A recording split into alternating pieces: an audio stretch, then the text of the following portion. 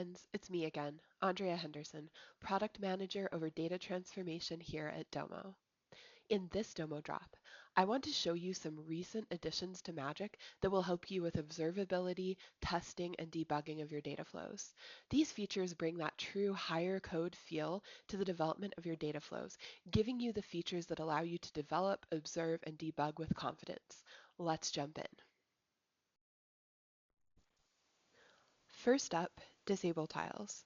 For you SQL users, this is like commenting out your code, and I couldn't be more personally pleased with this capability.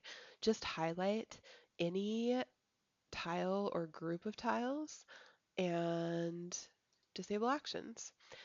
This will leave these tiles in the context of your data flow without them being executed at runtime.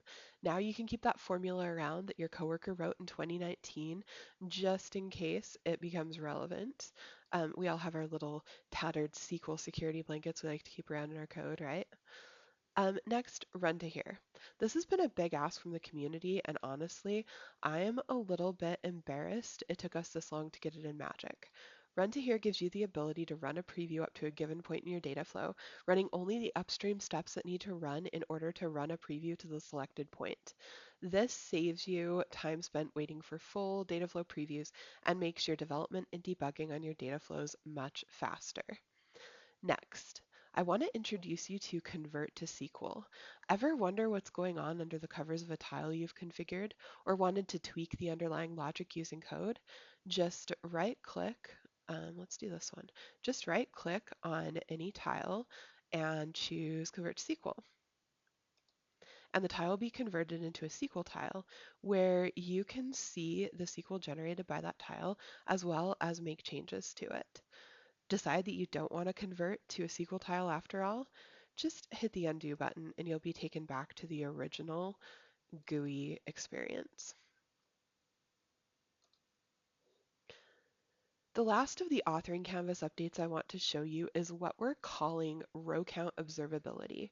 This is a setting that you turn on and off in your user preferences menu. Not sure what this menu is? Make sure you watch my other Domo Drop video about the changes to our canvas experience. I explain it more in there. So anyway, go in here and check the box next to display rows out for preview executions. Now, whenever you run a preview, which I'm going to do now, you'll be able to see a count of rows on the line that shows how many rows are flowing out of each tile. This can help you quickly pinpoint the error in the filter tile or that exploding join before it blows up the Monday morning executive meeting. As a bonus, these row counts can also be viewed post-execution on the DataFlow execution details screen. While the rows show during authoring and are only accurate for the data being previewed, the rows in the execution details give you the information for the processing of all data in your data flow. So you can see here, I have an exploding join here, which is easy to pinpoint because the row count suddenly jumped, and then somehow I have managed to filter out all my rows. It's probably because I filtered to where the right ID is null rather than is not null, which is what I meant to do. All right, so finally, the last thing I want to show you in this video is not within the Magic authoring experience, but rather found in the DataFlow history details.